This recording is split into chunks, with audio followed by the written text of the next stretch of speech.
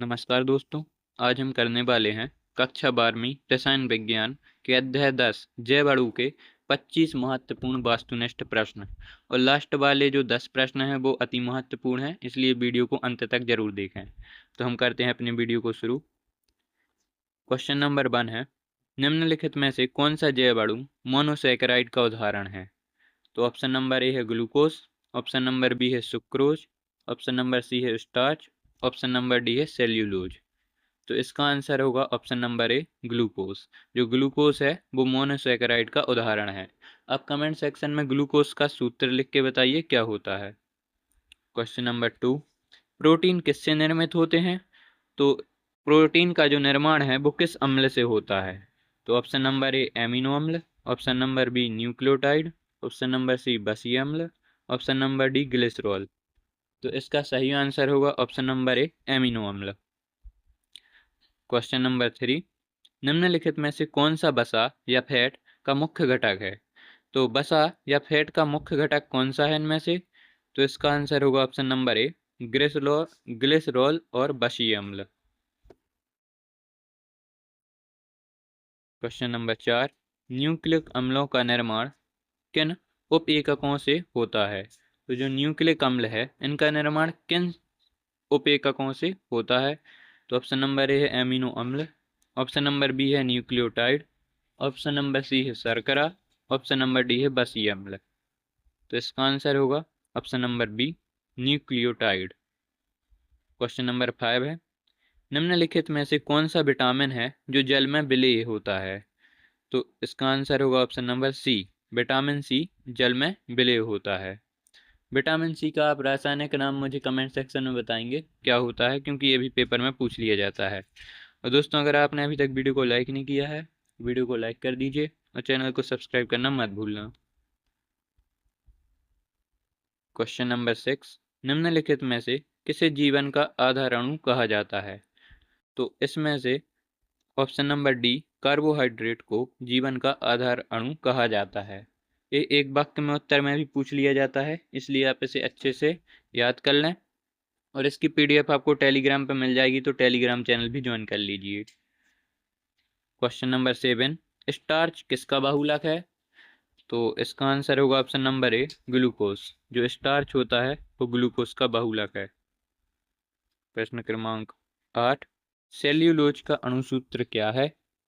तो सेल्यूलोज का अणुसूत्र option number A C6H10O5 bracket of N ये होता है। सेल्यूलोज और ग्लूकोज दोनों के अणुसूत्र पूछे जाते हैं, तो आप इसे अच्छे से याद कर लें। प्रश्न क्रमांक 9, निम्नलिखित में से कौन सा प्रोटीन का कार्य नहीं है? ऑप्शन नंबर ए है ऊतक निर्माण, ऑप्शन बी एंजाइम का निर्माण, ऑप्शन सी रोगों से रक्षा, ऑप्शन डी ऊर्जा का भंडारण। तो जो प्रोटीन है वो ऊर्जा का भंडारण नहीं करता है।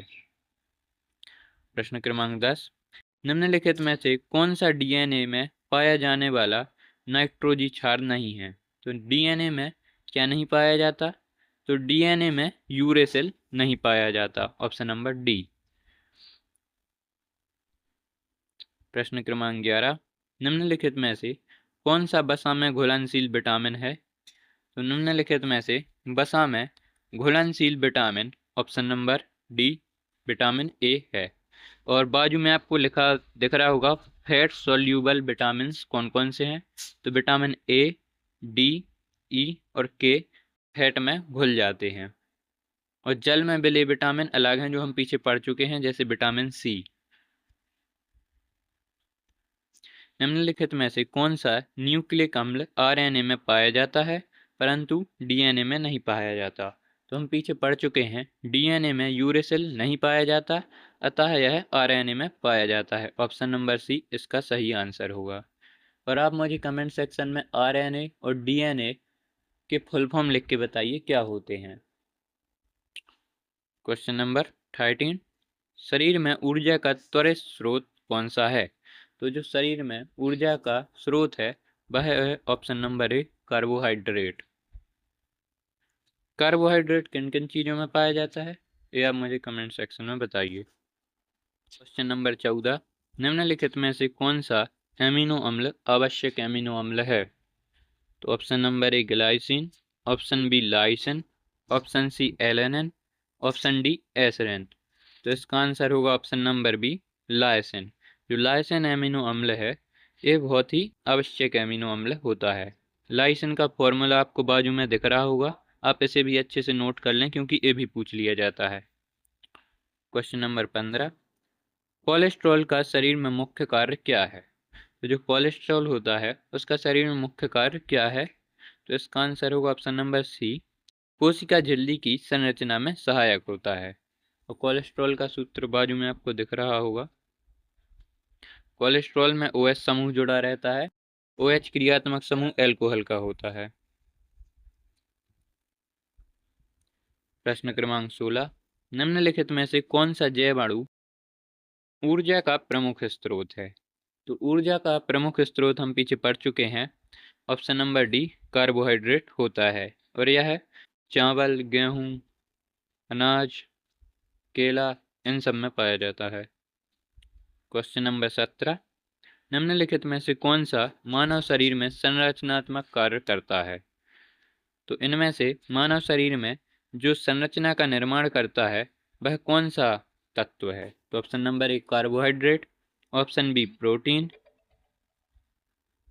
ऑप्शन सी वसा, ऑप्शन डी विटामिन। तो इसका सही आंसर होगा option number B protein. Question number 18, निम्नलिखित में से किसे ऊर्जा का संचित रूप कहा जाता है? तो इनमें से किसे ऊर्जा का संचित रूप कहा जाता है? तो इसका आंसर होगा ऑप्शन नंबर सी फैट या वसा। वसा को ऊर्जा का संचित रूप कहा जाता है। प्रश्न क्रमांक 19, आयरन की कमी से कौन सा रोग होता है? तो आयरन की कमी से होने वाला रोग, ये सब तो आपको पता होगा, इसका आंसर है option number C anaemia. Iron की कमी से, खून की भी कमी से एनीमिया होता है, या आयरन की कमी भी कह सकते हैं इसे। क्वेश्चन नंबर 20,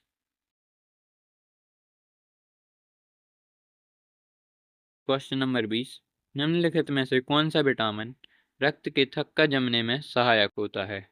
तो जो हमारे शरीर में ब्लड क्लॉटिंग होती है उसमें कौन सा विटामिन सहायक होता है?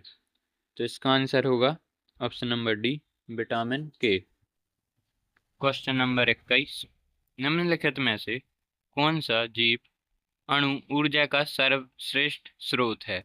तो ये क्वेश्चन हम पीछे पढ़ चुके हैं, इसका answer option number D carbohydrate होगा। क्वेश्चन नंबर 22, निम्नलिखित में से कौन सा विटामिन वसा में घुलनशील होता है? तो हम पीछे एक विटामिन पढ़ चुके हैं, अब ये दूसरा विटामिन पूछ रहा है, तो इसका आंसर होगा option number D vitamin D. वसा में घुलनशील विटामिन, ये आपसे 2 नंबर के क्वेश्चन में भी पूछ लिया जाता है, इसलिए इन्हें अच्छे से याद करके जाना। क्वेश्चन नंबर 23, निम्नलिखित में से कौन सा खनिज आयरन की कमी से होने वाले रोग को दूर करता है? तो आयरन की कमी से होने वाले रोग को दूर करने के लिए हमें कौन सा खनिज की आवश्यकता होती है? तो इसका आंसर होगा ऑप्शन नंबर सी आयरन, या लोहा भी इसे कहते हैं। यह आरबीसी बनाने में सहायक होता है, और आरबीसी का फुल फॉर्म भी पूछ लिया जाता है, इसका full form red blood cell होता है। क्वेश्चन नंबर 24, निम्नलिखित में से कौन सा एंजाइम प्रोटीन के अपघटन में सहायक होता है? तो प्रोटीन के अपघटन में सहायक एंजाइम का नाम है पेप्सिन। आप इसे याद भी कर सकते हैं, पी से प्रोटीन और पी से पेप्सिन। ये हमारा क्वेश्चन नंबर 25 लास्ट क्वेश्चन है, निम्नलिखित में से कौन सा कथन सही है? तो डीएनए में राइबोस शर्करा पाई जाती है, तो इसका आंसर होगा नहीं, डीएनए में डीऑक्सीराइबोस शर्करा पाई जाती है। ऑप्शन नंबर बी, आरएनए में थाइमिन नाइट्रोजनी क्षार पाया जाता है, तो यह भी गलत होगा, इसमें थाइमिन नाइट्रोजनी क्षार नहीं पाया जाता, इसमें यूरेसिल पाया जाता है। डीएनए 2 हेलिक्स संरचना वाला होता है, तो डीएनए 2 हेलिक्स संरचना वाला होता है, यह सत्य है। और आरएनए एकल हेलिक्स संरचना वाला होता है, तो यह भी सत्य है। तो इसके 2 आंसर हैं, तो आप ऑप्शन सी या डी दोनों में से कुछ भी लगा सकते हैं। तो हमारे 25 प्रश्न यहीं समाप्त होते हैं। तो वीडियो पसंद आई तो वीडियो को लाइक कर देना और चैनल को सब्सक्राइब करना मत भूलना। मिलते हैं नेक्स्ट वीडियो में। और अगर आपने पिछले चैप्टर की वीडियो नहीं देखी है तो चैनल पर जाकर देख सकते हैं, प्लेलिस्ट उपलब्ध है।